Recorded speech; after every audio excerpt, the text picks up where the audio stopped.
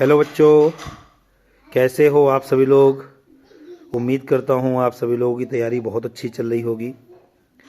अभी कुछ दिनों में मेरी जानकारी में एक बातचीत आई है कि आप लोग के जो पढ़ने का तरीका है वो थोड़ा सा अव्यवस्थित हो गया है। मतलब कि आप अपने सहूलियत और अपनी काम करने के कंफर्ट जोन के हिसाब से ही काम कर रहे हो, जबकि आपको जो भी काम करना चाहिए वो ये ध्यान में रख के करना चाहिए कि अल्टीमेटली आपको एग्ज़ाम देना है। देखिए, जब आप किसी एग्ज़ाम की तैयारी कर रहे होते हो तो आपका बॉडी पोस्चर क्या है और आपकी टाइमिंग क्या है, दोनों ही मैटर करती हैं कि आपका एग्ज़ाम कैसा होगा।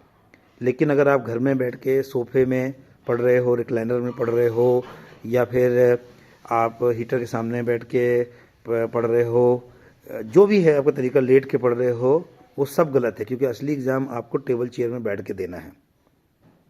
दूसरी बात यह है कि आप रात को 2-2, 3-3, 4-4, 5-5 बजे तक पढ़ रहे हो, सुबह आप 12 बजे तक सो रहे हो या 10 बजे तक सो रहे हो, इसके बाद आप दिन में उठते हो, नाश्ता वास्ता करके आप रैंडम टाइम पढ़ रहे हो।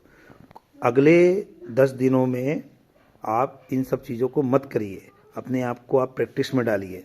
अगले 10 दिनों में आप ऐसा करिए कि आपको 9 से 12 ही पेपर देना है घर में टाइम लगा के, और अगर इंस्टीट्यूट में है तो वो भी 9 से 12 के बीच में ही होगा, और दूसरा पेपर आप 2 से 5 के बीच में दीजिए, और इंस्टीट्यूट में भी अगर पेपर दूसरे शिफ्ट का होगा तो 2 से 5 में ही होगा।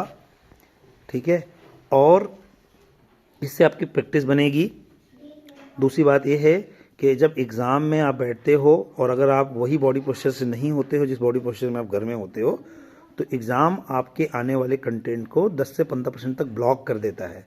इस ब्लॉकेज से बचने के लिए अपने आप को एक कड़ी परीक्षा में डालिए और घर में भी उसी पैटर्न को फॉलो करिए जिस पैटर्न से आपको एग्ज़ाम को देना है। Thank you.